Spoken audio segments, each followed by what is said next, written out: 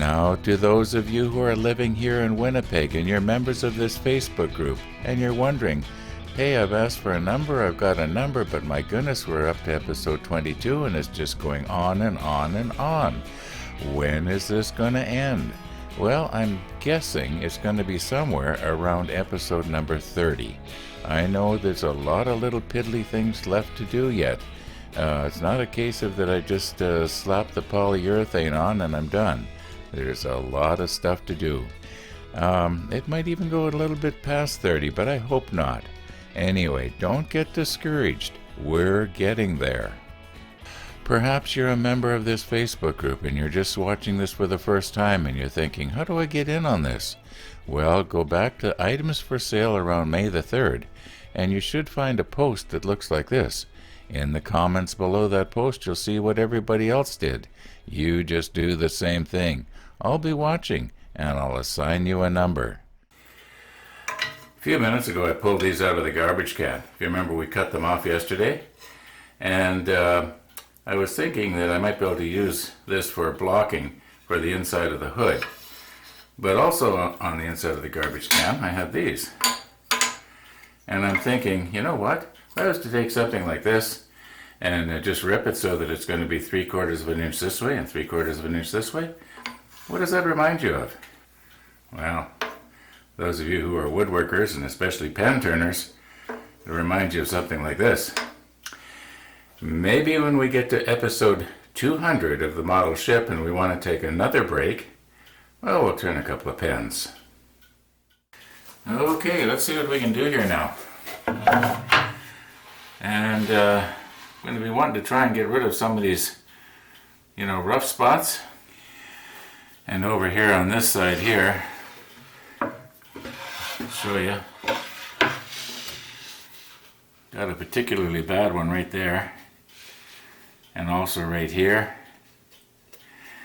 Yeah. So the idea is obvious.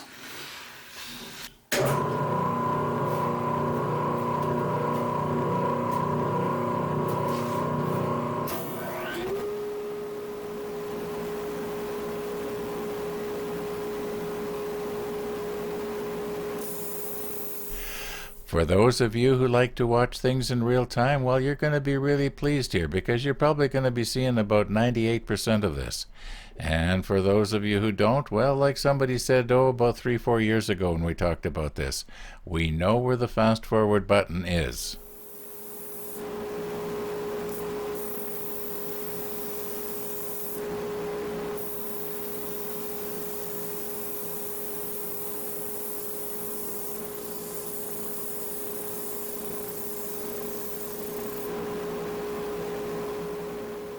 There may well be somebody who's thinking, I think I'm going to get myself one of these oscillating spindle sanders. Looks like a neat tool. Well, if you do, two things. First of all, you don't need to get a heavy-duty one like this. There's one out there that's basically plastic that works actually pretty good, and I had one, for 3 or 4 years before I got this one. Now, this one, of course, is better, but hey, that's okay. The other one had, I think, maybe a better dust collection system than this. But anyway, that's neither here nor there. What I want to tell you is if you do get one, when you're using it, go against the rotation. It's sort of like when you're routing. Don't let the sandpaper want to climb because it'll kind of grab on you. Anyway, just a little tip there. Works best if you go against the rotation.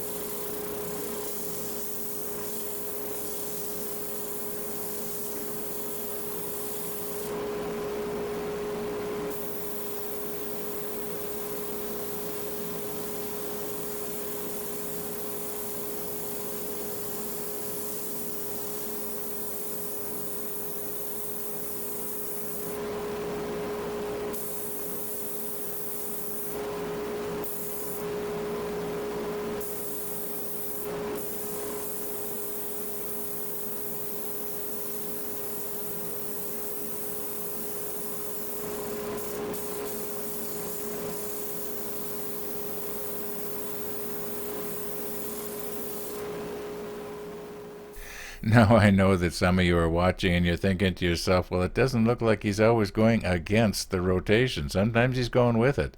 Well, when I'm going with it, I'm usually not pressing very hard. Now, I know sometimes you're going to have noticed that, well, yeah, but I've been noticing the wood has been coming off when you've been going with it. Well, yeah, but I'm still not pressing nearly as hard. I don't want it to grab. In other words, try and remember it works best if you go against the rotation.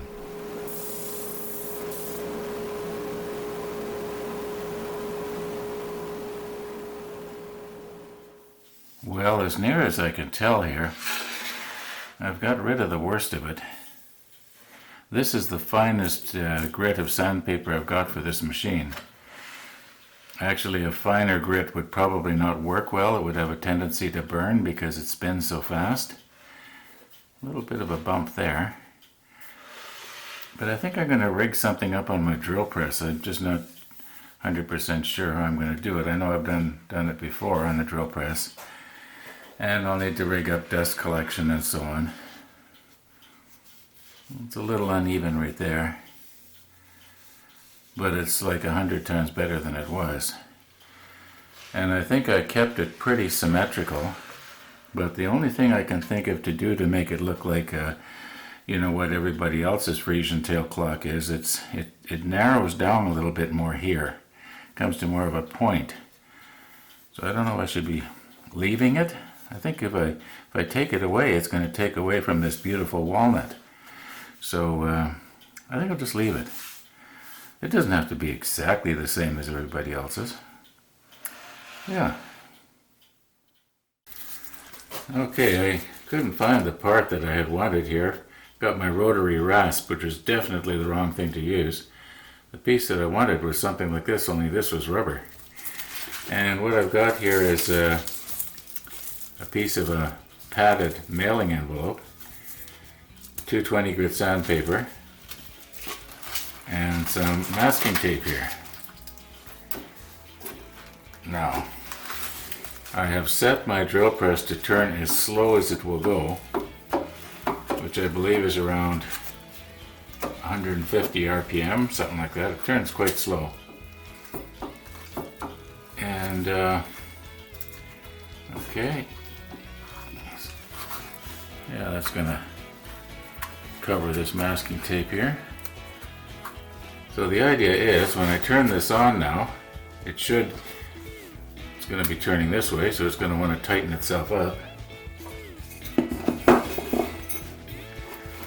Okay, let's see what's going to happen.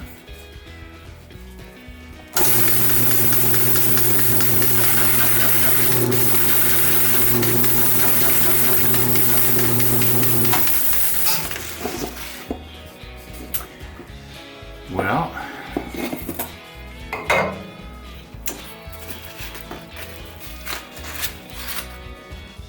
give it a whirl tomorrow. Yeah. Thanks for watching, and all being well, we'll see you tomorrow.